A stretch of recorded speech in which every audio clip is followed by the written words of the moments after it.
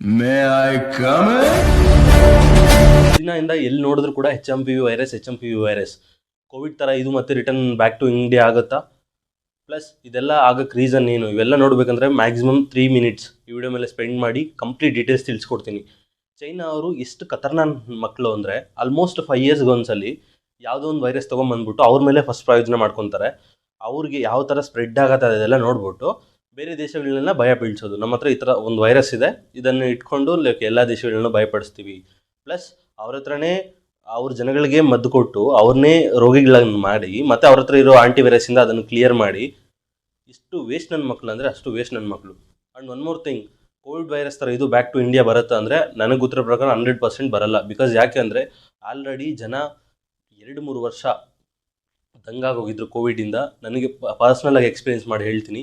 ನನ್ನ ಫ್ಯಾಮಿಲಿಯಲ್ಲಿ 3 ಕೋವಿಡ್ ಬಂದಿತ್ತು. ಆ ಸಿಚುಯೇಷನ್ ಪ್ರಪಂಚದಲ್ಲಿ ಯಾವ ಶತ್ರು ಕೂಡ ಬರಬಾರ್ದು ಅಂತ ಲೈಕ್ ಬಿಕಾಸ್ ಅಷ್ಟು ಭಯಂಕರವಾಗಿರುತ್ತೆ ಅದು. ಒನ್ ಮೋರ್ ಥಿಂಗ್, ಯಾಕೆ ನಮ್ಮ ಇಂಡಿಯಾಗೆ ಇದು ಬರಲ್ಲ ಅಂತ ಹೇಳಿದ್ರೆ ಒನ್ ಥಿಂಗ್, ಬಿಕಾಸ್ ಆಲ್ರೆಡಿ ನಾವು ಇದು ಪ್ರೀವಿಯಸ್ ಆಗಿ ಇದ್ರ ಮೇಲೆ ಎಲ್ಲ ಯಾವ ಥರ ಎಫೆಕ್ಟ್ ಆಗಿದೆ ಅಂತ ಪ್ರತಿಯೊಬ್ಬರಿಗೂ ಗೊತ್ತು. ಸೊ ಮ್ಯಾಕ್ಸಿಮಮ್ ಎಲ್ಲ ಕಡೆನೂ ಏರ್ಪೋರ್ಟ್ಸು ಮ್ಯಾಕ್ಸಿಮಮ್ ಎಲ್ಲ ಬಂದ್ ಮಾಡ್ತಿದ್ದಾರೆ ಫ್ರಮ್ ಚೈನಾ ಟು ಇಂಡಿಯಾದು.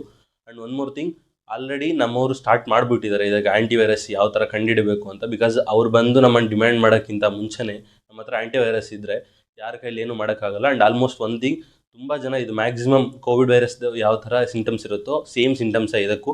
ಬಟ್ ಇದು ಯಾವ ಥರ ರ್ಯಾಪಿಡಾಗಿ ಸ್ಪ್ರೆಡ್ ಆಗುತ್ತೆ ಅಂದರೆ ಫಸ್ಟ್ ಥಿಂಗ್ ಚಿಕ್ಕ ಮಕ್ಕಳಿಗೆ ಪ್ಲಸ್ ಎಲ್ಡರ್ಸ್ಗೆ ಇವ್ರಿಗೆ ಮಾತ್ರ ಬೇಗ ಸ್ಪ್ರೆಡ್ ಆಗುತ್ತೆ. ಸೊ ಹೋಪ್ ಎಷ್ಟೇ ನಮ್ಗೆ ಬರಲ್ಲ ಅಂತ ಬೇಜವಾಬ್ದಾರಿ ಮಾಡಬೇಡಿ, ಆದಷ್ಟು ಸೇಫಾಗಿರಿ.